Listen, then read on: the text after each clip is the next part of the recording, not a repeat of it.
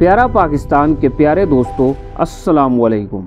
दोस्तों, इस वीडियो में हम आज से 51 बरस कबल पेश आने वाले 2 कश्मीरी नौजवानों के हाथों इंतहाई ड्रामाई अंदाज में इंडियन त्यारा हाईजैकिंग की उस वारदात पर बात करेंगे जिसके मुतालिक बहुत से सवालात और अबहाम कई दिहाइयां गुजर जाने के बावजूद आज भी जवाब तलब हैं। मगर उससे पहले आप सबसे गुजारिश है हमारे चैनल को सब्सक्राइब करके वीडियो को एंड तक जरूर देखिएगा। दोस्तों, इससे कबल हम इसी से मिलती जुलती एक और वीडियो इंडियन मुसाफिर त्यारे से मुतालिक मशहूर जमाना कंधार हाईजैकिंग पर भी बना चुके हैं। अगर आप वो वीडियो देखना चाहते हैं तो सामने नजर आने वाले आई बटन पर क्लिक करें। आज से 51 साल कबल यानी 30 जनवरी सन 1971 को 2 कश्मीरी नौजवान मोहम्मद हाशिम कुरैशी और उनके दूर के रिश्तेदार अशरफ कुरैशी ने एक इंडियन फ्रेंडशिप फोकर त्यारा गंगा को श्रीनगर एयरपोर्ट से जम्मू जाते हुए हाईजैक कर लिया और बाद में उसे जबरदस्ती पाकिस्तान के शहर लाहौर ले आए। हाशिम कुरैशी की उम्र उस वक्त फकत 17.5 साल जबकि अशरफ कुरैशी की उम्र 19 साल थी। गंगा जहाज सर्विस से रिटायर्ड हो चुका था,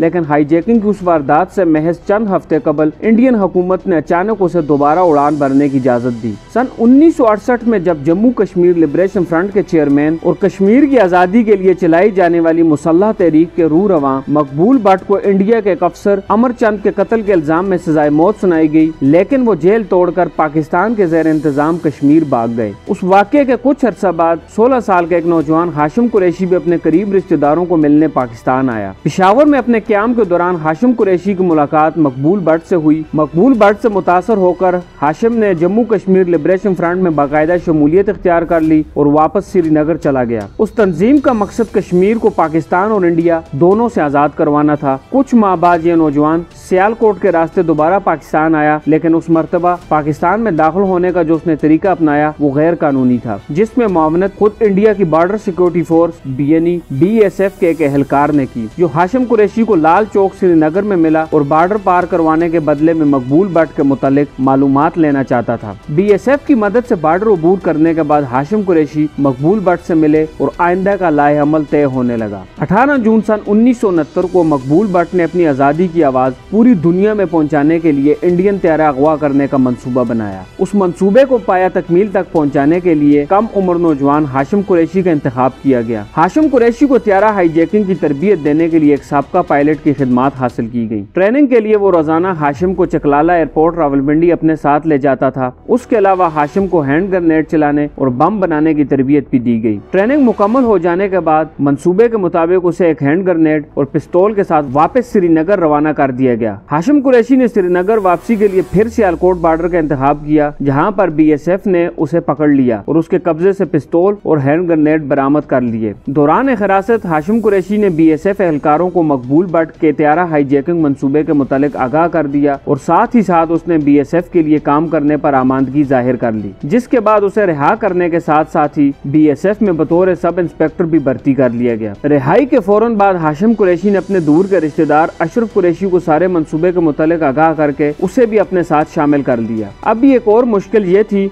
कि असली पिस्तौल और हैंड ग्रेनेड तो BSF ने कब्जे में ले लिए थे और मकबूल भट्ट से भी दोबारा असला नहीं पहुंच सका था, जिसके लिए हाशिम कुरैशी ने एक नकली पिस्तौल बाजार से खरीदा और जेली हैंड ग्रेनेड खुद बना लिया। हाईजैकिंग के लिए 30 जनवरी का दिन इसलिए मुख्तस किया गया क्योंकि उन दिनों इंडियन वज़ीर-ए-आज़म इंदिरा गांधी के साहिबजादे राजीव गांधी भी बतौर पायलट श्रीनगर आते जाते रहते थे। मगर उस रोज उन्हें ये जानकर मायूसी हुई कि राजीव गांधी किसी वजह से नहीं आ सके, लेकिन इंतहाई हैरान कुन तौर पर मंसूबे के मुताबिक नकली हैंड ग्रेनेड और पिस्तौल होने के बावजूद वो दोनों बासानी जहाज में सवार हो गए। जहाज ने तकरीबन 11:30 बजे श्रीनगर एयरपोर्ट से जम्मू के लिए उड़ान भरी। दौरान परवाज हाशिम कुरैशी तेजी से अपनी सीट से उठकर कॉकपिट में चले गए और नकली पिस्तौल जहाज के कप्तान के सर पर रख दी और उसे हुक्म दिया कि जहाज को पाकिस्तान ले जाओ। हुक्म के एन मुताबिक जहाज अब अपनी नई मंजिल की जानिब मुड़ चुका था। हाशिम कुरैशी के कॉकपिट में दाखिल होते ही अशरफ भी अपनी सीट से उठा और हैंड ग्रेनेड हाथ में थामे सब मुसाफिरों को हुक्म दिया कि तमाम लोग अपने हाथ ऊपर कर लें, वरना वो जहाज को उड़ा देगा। जहाज में इंडियन फौज के कप्तान भी बैठे हुए थे, जिन्होंने अशरफ से सवाल किया कि ये कौन सा ग्रेनेड है, जिस पर अशरफ ने जवाब दिया, अभी चलाकर दिखा देता हूँ, फिर तुम्हें खुद ही पता चल जाएगा कि कौन सा हैंड ग्रेनेड है। जिस पर वो भी डर गया और उसने दोबारा कोई बात न की। जहाज चलता रहा। फिर कुछ देर बाद पायलट ने वायरलेस पर कोड वर्ड के जरिए एयर ट्रैफिक कंट्रोलर को पैगाम भेजा कि लाहौर लाहौर, लेकिन दूसरी तरफ से एक सरदार साहब की आवाज आई, नहीं ये लाहौर नहीं अमृतसर है। उस चालाकी पर हाशिम कुरैशी ने एक एक जोरदार थप्पड़ पायलट को जड़ दिया क्योंकि वो जहाज को धोखे से अमृतसर ले जाना चाह रहा था और उससे वाकी टाकी भी छीन ली। हाशिम कुरैशी ने लाहौर उतरने के लिए पाकिस्तान के कंट्रोल टावर से राब्ता करके बताया, हम 2 कश्मीरी मुजाहिदीन हैं और हमने इंडियन जहाज को हाईजैक कर लिया है, उसमें अमले के अलावा मुसाफिर भी हैं और हमें उतरने की इजाजत दी जाए। कंट्रोल टावर ने मुतलका हकाम से राब्ते के बाद उतरने की इजाजत दे दी और जहाज तकरीबन 1:30 बजे दोपहर लाहौर एयरपोर्ट पर उतर गया। वहाँ मौजूद सिक्योरिटी एहलकारों ने जहाज को घेरे में ले लिया। सिक्योरिटी के कुछ लोग हाशिम कुरैशी के पास आए जिनसे उसने पूछा, क्या ये लाहौर ही है? उन्होंने कहा, जी हाँ, ये लाहौर ही है। उसने फिर दोबारा कहा, मैं कैसे मान लूं कि आप लोग सच कह रहे हैं? उसके जवाब में उन्होंने कलमा पढ़कर सुनाया, जिसके बाद उसे यकीन हो गया कि वो लाहौर ही में उतरे हैं। हाईजैकरों से मुतालबात पूछे गए तो जवाब मिला कि उन्होंने ये सब कुछ कश्मीर की आज़ादी के लिए किया है और उनके कुछ साथी जो इंडिया की कैद में हैं उन्हें मुसाफिरों और जहाज को छोड़ने के बदले रिहा करवाना है। हाईजैकर्स का मकबूल बट से राब्ता नहीं हो पा रहा था, जिसके बाद उनकी बात डॉक्टर फारूक हैदर से करवाई गई जो उस वक्त रावलपिंडी में थे। अशरफ कुरैशी ने उन्हें बताया कि मैं फेरोज हूँ और हम परिंदा ले आए हैं, आप लाहौर आ जाएं। अशरफ कुरैशी का कोडवर्ड नाम फेरोज था और ऑपरेशन का नाम परिंदा था। हाशिम और अशरफ ने आपस में मशवरा करके लैंडिंग के 2 घंटे के अंदर अंदर औरतों और बच्चों को छोड़ दिया, मगर जहाज पर कब्जा जमाए रखा। तमाम मुसाफिरों को सख्त सिक्योरिटी के हिसार में लाहौर के होटल में ले जाया गया, जहाँ चंद दिन ठहरने के बाद उन्हें इंडिया वापस भेज दिया गया। रात 9 बजे के आसपास मकबूल बट भी लाहौर पहुँच गए। एयरपोर्ट पर इस कदर लोगों का हजूम इकट्ठा हो चुका था कि कानून नाफिज करने वाले इदारों को 2-3 मरतबा लाठी चार्ज करना पड़ा ताकि लोगों को जहाज से दूर धकेला जा सके, क्योंकि 30 जनवरी की शाम तक की 13 हाईजैकिंग की खबर लाहौर समेत पूरे पाकिस्तान में फैल चुकी थी और अगली सुबह तक पाकिस्तान के दूर दराज इलाकों से लोग हाईजैकरों को देखने एयरपोर्ट पहुंच चुके थे।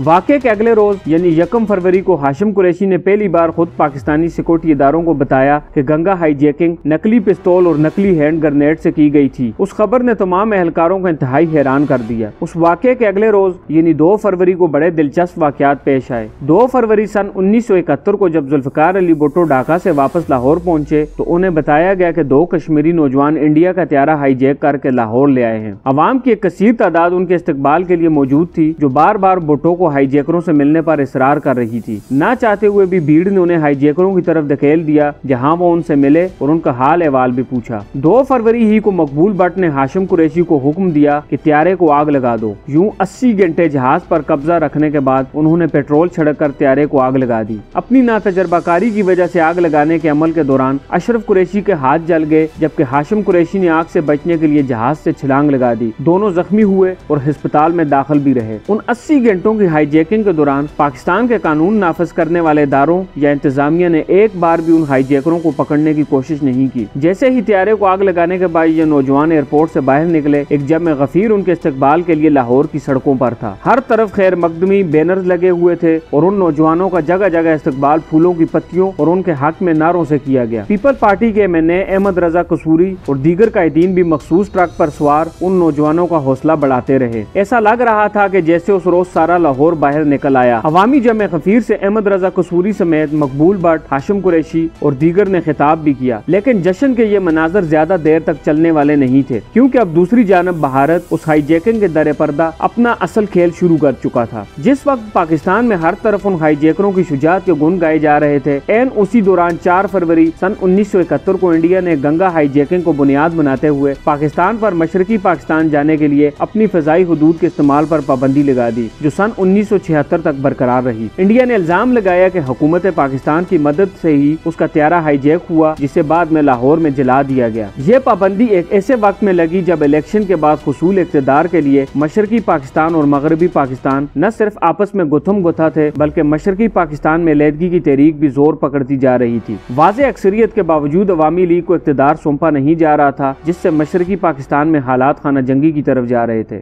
ऐसे हालात से निमटने के लिए मगरबी पाकिस्तान से मुसल्लह अफवाज के जवानों और उनके साजो सामान की तरसील मुश्किल हो चुकी थी, क्योंकि फजाई हुदूद के इस्तेमाल की पाबंदी से पाकिस्तानी जहाजों को बहरे हिंद के ऊपर से होते हुए रीफ्यूलिंग के लिए पहले श्रीलंका जाना पड़ता और बाद में वो मशरकी पाकिस्तान पहुंचते, जिससे वक्त और सरमाए दोनों का ज़िया होता रहा। दरअसल गंगा हाईजैकिंग इंडियन खुफिया एजेंसी रा का मशरकी पाकिस्तान में मुक्ति बाहिनी की मदद के लिए प्री प्लान खुफिया ऑपरेशन था, जिसे कामयाबी से अंजाम दिया गया। उस हाईजैकिंग ही की बदौलत मशरकी पाकिस्तान में इंडियन फतह की राह हमवार हुई। दूसरी जानब पाकिस्तानी हुकाम और कौमी सलामती के तमाम बड़े इदारे ख्वाब गफलत की नींद सोए रहे और दोनों हाईजैकर्स को कौम के सामने बतौर हीरो पेश करते रहे। मगर कुछ ही रोज बाद जब इंडिया की फ़िज़ाई हुदूद के इस्तेमाल पर पाबंदी के असरात आना शुरू हुए, तब हुकाम के कान बाजने लगे कि गंगा हाईजैकिंग कहीं साजिश तो नहीं थी जिसे जवाब बनाकर पाबंदी लगवाना मकसद था। उस वक्त की मार्शल हुकूमत ने गंगा हाईजैकिंग के पीछे छुपे महरकात का पता चलाने के लिए एक रुकनी कमीशन तश्कील दे दिया। कमीशन ने चंद दिनों की इंक्वायरी के बाद रिपोर्ट में लिखा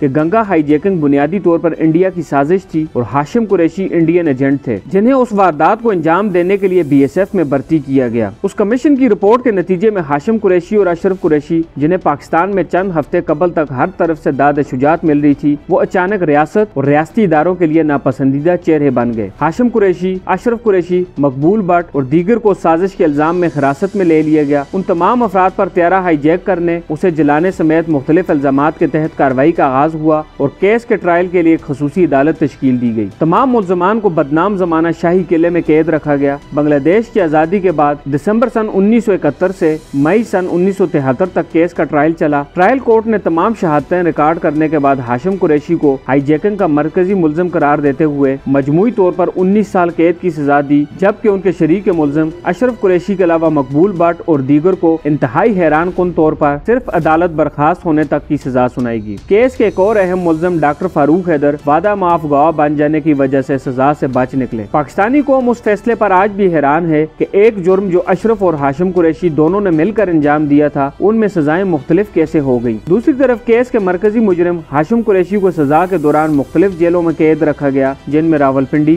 coat Lakhpat, camp jail Mianwali, Faisalabad और अटक जेल शामिल हैं। कैद ही के दौरान मियांवाली जेल में हाशिम कुरैशी की मुलाकात अवामी लीग के सरबराह शेख मुजीब से भी हुई। सजा के खिलाफ की गई दरख्वास्त के दौरान मई सन 1980 में सुप्रीम कोर्ट ने हाशिम कुरैशी के हक में फैसला दिया, जिसके बाद उन्हें रिहाई मिल गई। अशरफ कुरैशी का सन 2012 में लाहौर में इंतकाल हुआ, जबकि दूसरे मरकजी किरदार हाशिम कुरैशी रिहाई के कुछ अर्सा बाद वो यूरोपीय मुल्क हालैंड शिफ्ट हो गए और सन 2000 में श्रीनगर वापस आते हुए नई दिल्ली में गिरफ्तार कर लिए गए। गिरफ्तारी के बाद इंडियन हुकाम ने भी उन पर पाकिस्तानी एजेंट होने और गंगा हाईजैकिंग का मुकदमा दायर कर दिया, जिसका फैसला गुज़िश्ता 21 साल गुजरने के बावजूद भी नहीं हो पाया, जबकि वो इस केस में आज भी जमानत पर हैं। हालांकि वो इस केस में पहले ही पाकिस्तान में सजा भुगत चुके हैं और आलमी कवानीन के तहत एक ही केस में 2 मरतबा सजा नहीं हो सकती। वो शायद वाहिद शख्स होंगे जिन पर इंडिया पाकिस्तान का एजेंट होने का इल्जाम लगाता है और पाकिस्तान इंडियन एजेंट होने का। बकौल हाशिम कुरैशी, उन्होंने गंगा हाईजैकिंग खालिसतन कश्मीर के दोनों ममालिक से आज़ादी की तहरीक के लिए की थी और वो किसी भी मुल्क के एजेंट नहीं रहे। हाल बता उन्होंने दोनों ममालिक की खुफिया एजेंसी को अपने मकासद के लिए इस्तेमाल जरूर किया था। उनके बकौल अगर उन्होंने बांग्लादेश की आज़ादी के लिए ऐसा कुछ किया होता तो उन्हें जरूर फख्र होता और वो आज बंगालियों के हीरो होते। हाशिम कुरैशी ये बात भी मानते हैं कि ऐसी पुरतशद्दद कार्रवाई किसी भी तौर पर जायज नहीं थी और उन्हें आज इस बात का अफसोस है। मगर दोस्तों, हकीकत यह है कि हाशिम कुरैशी एजेंट थे या डबल एजेंट, लेकिन गंगा हाईजैकिंग से पाकिस्तान को बहुत नुकसान हुआ और मशरकी पाकिस्तान में जारी अलहदगी की तहरीक पर उसके नुमायां असरात पड़े। उस हाईजैकिंग से असल में सारा फायदा इंडिया ने ही उठाया था। गंगा हाईजैकिंग पाकिस्तान के खुफिया अदारों की नाकामी की वजह से कामयाब हुई और उसका खुमियाजा मशरकी पाकिस्तान की अलहदगी यानी बांग्लादेश की सूरत में भुगतना पड़ा। दोस्तों, अगर आप दुनिया के पहले अरब मुल्क मिस्र के सदर अनवर सादात की जानिब से इसराइल को बतौर आज़ाद रियासत तस्लीम करने और फिर अपनी ही फौज के हाथों दिन दिहाड़े कत्ल होने से मुतल्लिक जानना चाहते हैं तो स्क्रीन की राइट साइड पर नजर आने वाली वीडियो पर क्लिक करें। बहुत जल्द इसी तरह की एक और वीडियो के साथ आपसे दोबारा मुलाकात होगी। तब तक के लिए अपना ख्याल रखिएगा। अल्लाह हाफिज।